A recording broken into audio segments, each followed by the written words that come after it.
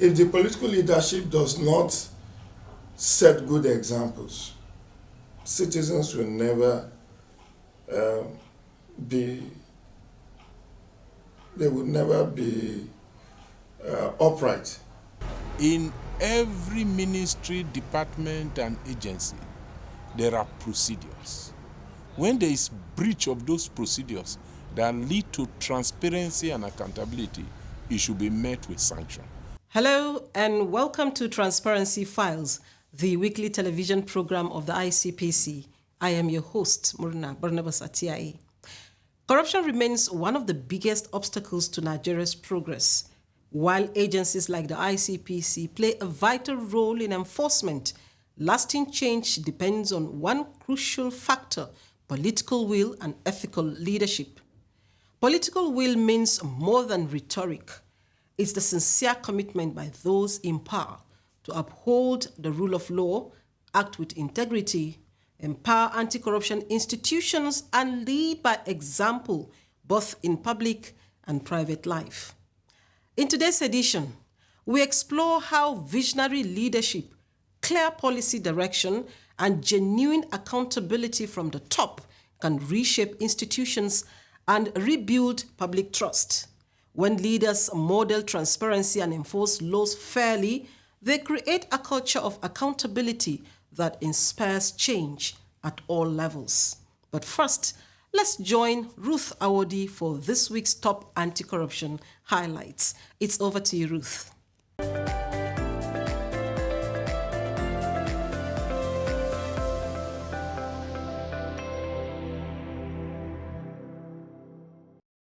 Welcome to this segment on anti-corruption stories. I am Ruth Awodi. ICPC has expressed its readiness to collaborate with the National Assembly, particularly the House of Representatives, to promote transparency, open governance, and accountability in Nigeria's legislative processes. The chairman of ICPC, Dr. Musa Adamu Aliyu, SAN, made this known during the inaugural National Policy Dialogue on the legislative agenda of the House of Representatives. In his remarks, the Speaker of the House of Representatives, Right Honorable Abbas Tajuddin, emphasized that the policy dialogue reflects a shared commitment to fostering parliamentary transparency, accountability, and a citizen-driven legislature. Other keynote speakers at the event also expressed their willingness to partner with the House of Representatives to support robust legislative frameworks that promote inclusivity and good governance.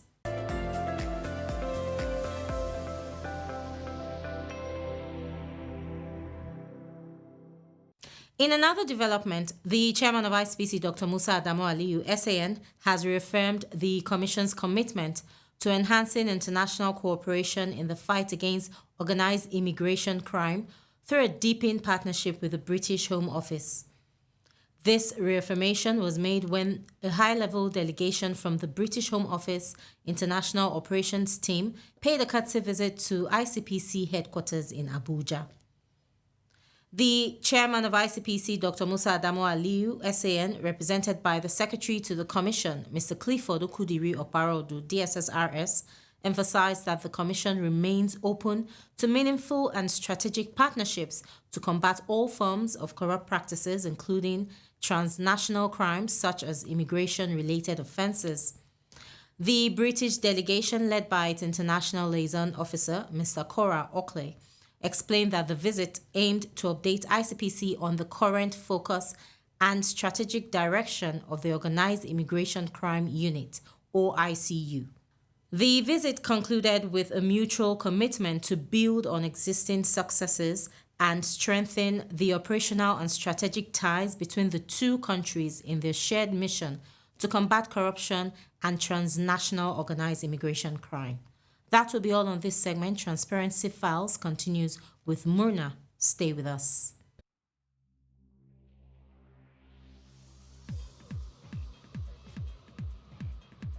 Nothing can be further from the truth. It is not true. At this stage, we cannot even confirm. And it is not our tradition to confirm, to do investigation on the pages of newspaper. That is not our style. So we have not confirmed. What we have done so far at this stage is to know precisely how much was made available to NEL Fund, how much has been disbursed so far. And money available to them, 203 billion. Money amount disbursed so far, as at the time that the statement was released, was 44 billion. So we know that. It is until we get to the other end, the receiving end, that we can even establish whether there are discrepancies or not. And we have not done that. We have not gone that. So we cannot confirm discrepancies at this stage at all. We did not confirm discrepancies. If you're just tuning in, welcome back to Transparency Files. Political will is not just about setting up committees or making public declarations. It's about taking bold action, passing strong laws, funding and protecting anti-corruption agencies, and ensuring institutions operate independently and effectively. To deepen the conversation, our team spoke with public policy analyst Jide Ojo, who shares valuable insights on the impact of political leadership or the lack of it on Nigeria's anti-corruption efforts. Let's take a listen.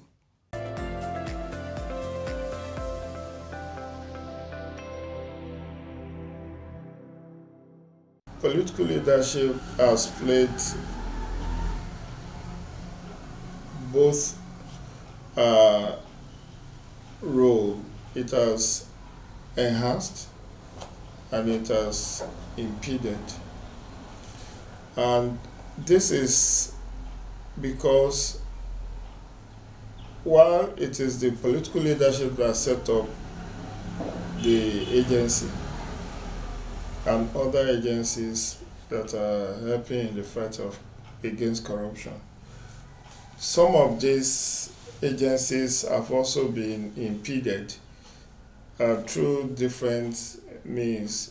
For instance, inadequate funding. Aside from that, you also have some interference.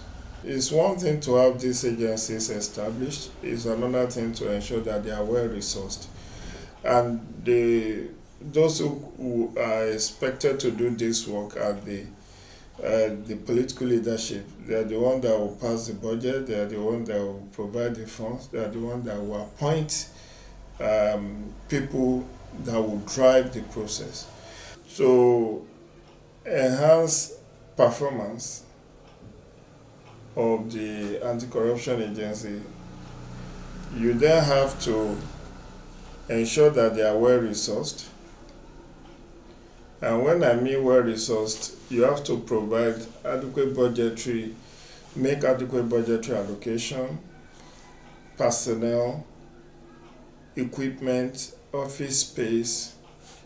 All of these are needed.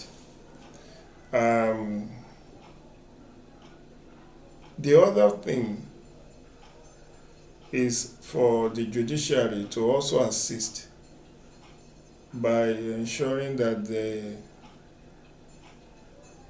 give justice and not judgment. There is a popular saying that justice delayed is justice denied. Situations where anti-corruption cases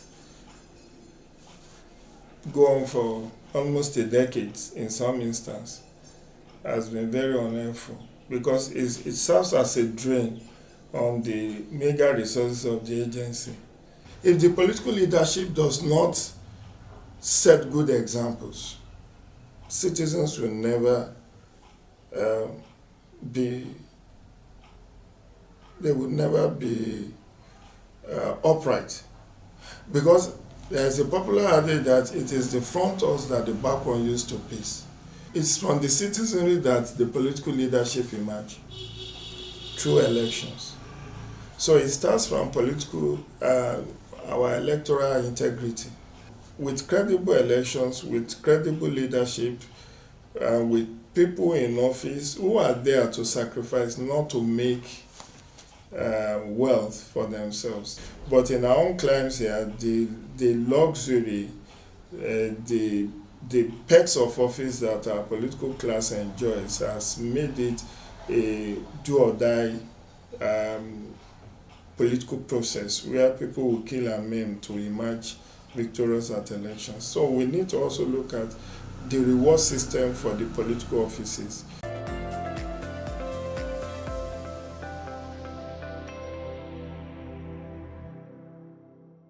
Thank you for staying with us. Anti-corruption efforts often fail when leaders do not lead by example, when those in public office abuse their powers, ignore procurement rules, or protect allies from accountability. It sends the wrong message that impunity is acceptable. True political will involves more than lawmaking. It requires supporting whistleblowers, guaranteeing the independence of the judiciary, and shielding institutions like ICPC from political interference. We spoke with Dr. Otif Ibuzo, governance reform expert and founding director of the African Center for Leadership, Strategy and Development. He brings decades of experience in public service and policy advocacy and outlines practical ways leaders can strengthen systems to prevent corruption from the very top.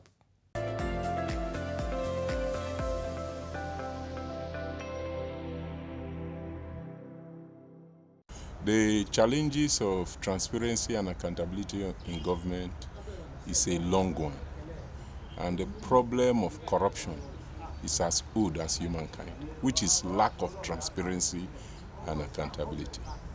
Now, what needs to be done to address issues of corruption and promote transparency and accountability are known. The focus should be on three main areas: systems, sanction, and society. Every policy should be made in such a way that will strengthen the systems of procurement, systems of financial accountability, systems of recruitment, systems of purchase, such that corruptible transactions are eliminated. So, first thing is the system. Make the system in such a way that corruption is not difficult but almost impossible. The second is sanctions. In every society, in every ministry, department, and agency, there are procedures. When there is breach of those procedures that lead to transparency and accountability, it should be met with sanction. And some of the sanctions are even there in law, from the ICPC Act, from the FCC Act, from the Criminal Code. There are sanctions for people who breach principles of transparency and accountability and engage in corruptible transactions. Those sanctions should be applied. Third is society.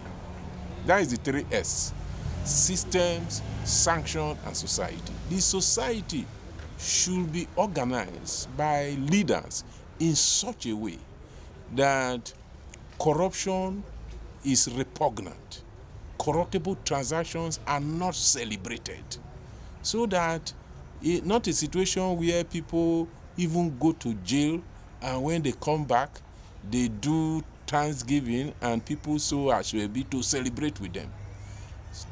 Society must be made to abhor corruption, not to glorify people who have stolen wealth without any visible means of livelihood or no visible business.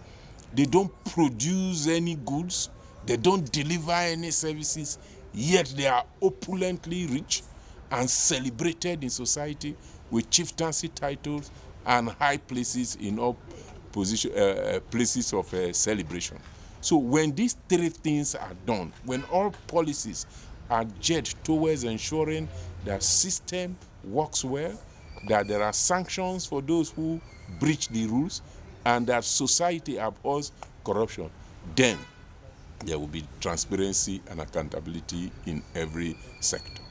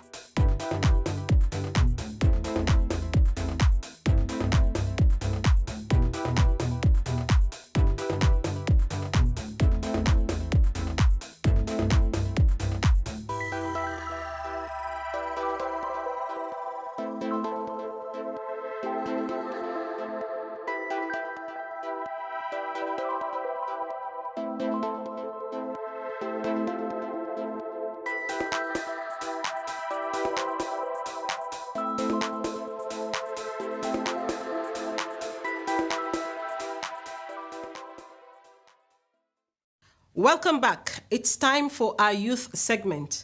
For many young Nigerians, corruption isn't just a political buzzword. It's part of daily life, especially in the education system, from sorting, where students pay for grades, to rampant exam malpractice.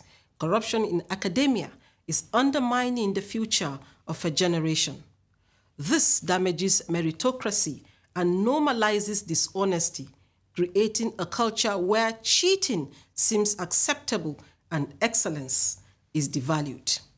But it doesn't have to be this way. When young people choose integrity in small, everyday decisions, they lay the foundation for honest leadership tomorrow.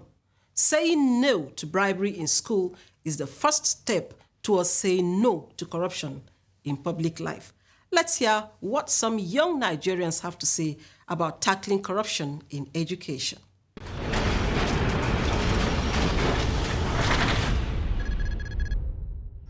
What me as a student and what student like I can do to stop corruption is we should report any case of corruption when seen to maybe teachers around us or any authority around us.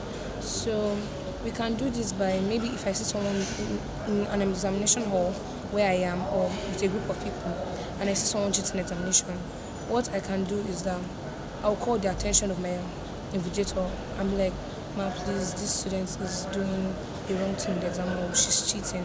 So that the teacher can be like, "You over there, stop," so that everything will be investigated. Maybe the students can be penalized, which is not going to help the students. So we can do this, so I can do this, and I also encourage people in my school to do the same thing. We can report if we see something bad. As we said in the meeting, if you see something, you see something. And that is what students like I need to do if I see anyone doing something bad. I should practice obedience, do things that can help my school. One point is truthfulness. Everything is built around truthfulness. If they are truthful about the activity that is going on in the hostel, in the school environment, I believe they will do that in them and take it to the society as well. So truthfulness in public service starts from students at the secondary school, in the sense that in the hostel, if there's a case of bullying, they are meant to report. If there's a case of students harassing each other, they should report. And if there's a case of theft as well, I believe they should report. So with that truthfulness, they will take it to the point of if a student is found wanting stealing another student money, I believe they will be able to report as well. So if they build that truthfulness in them, I believe they will go far. Teachers teach, but when students themselves get involved in anti-corruption activities, it makes more sense. Because I found out that teachers will say something, but when a fellow student tells the same thing to the students, it enters. I don't know how it works, but so if these children will actually let their mates know that it's not good to cheat in any form, do not bully your mates. It will sink in better than what we say. I am a Nigerian, a highly cultured race. My culture abhors corruption, and with my integrity, a new Nigeria is possible. I say no to corruption today to build a future for my children. Join me and imbibe the culture of integrity to build a Nigeria of our dreams. You're still watching Transparency Files. If there's one takeaway from today's edition, is this: the fight against corruption must begin at the top. Without political will, no anti-corruption initiative can succeed. Leaders must walk the talk, and institutions must be empowered to act independently and effectively. Before we wrap up, here are some updates from ICPC state offices nationwide. A report from Borno State reveals that the resident anti-corruption commissioner, Mr. Linus Gubi, led the ICPC team to pay a courtesy visit to Nigerian Television Authority, NTA Zonal Office Maiduguri, to strengthen the synergy between the two organizations to drive a culture of transparency and citizen participation in the fight against corruption. The delegation was received by the Zonal Director, Mr. Abubakar Mohammed, who welcomed the collaboration and assured the ICPC of NTA's full support in promoting transparency and integrity. Similarly, the resident Anti-Corruption Commissioner of Lagos State, Mr. Alexander Chukura, led a team to pay a courtesy visit to the Nigerian Shippers Council to seek partnership in the anti-corruption drive.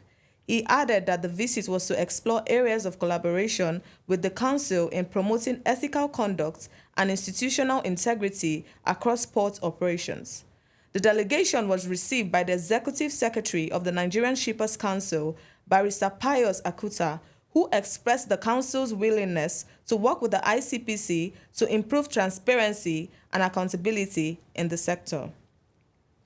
Coming from Benue State, ICPC, in collaboration with the NYSC Anti-Corruption CDS Group in Benue State, held a one-day sensitization program for Wajina International Secondary School, Makurdi. Mary Atabo urged the students to imbibe the culture of integrity and shun examination malpractices and other corrupt acts. And from Kogi State, the resident Anti-Corruption Commissioner, Mr. Zayana Damusa, led a team to pay a courtesy visit to the Department of State Services, DSS, to collaborate with their agency in the area of information and intelligence sharing, emphasizing the pivotal role of intelligence in the war against corruption and other related offenses.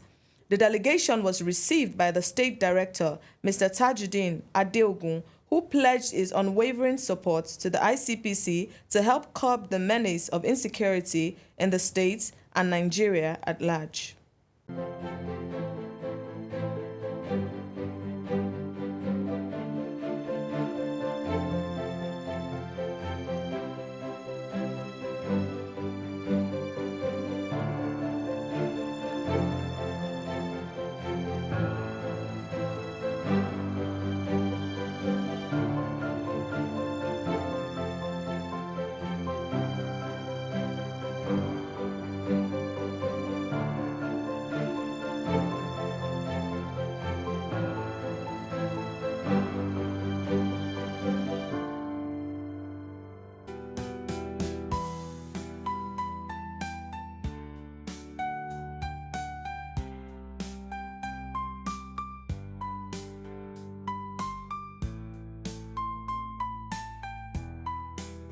And that brings us to the end of today's edition of Transparency Files. Don't forget to join us again next week, Friday at 6:30 p.m. on the NTA Network and NTA International. With consistent leadership and unwavering political will, we can build a Nigeria where integrity thrives and corruption is no longer tolerated. Until next time, stay informed and engaged and committed to transparency. Bye for now. My name is Murna Barnabas Atiai.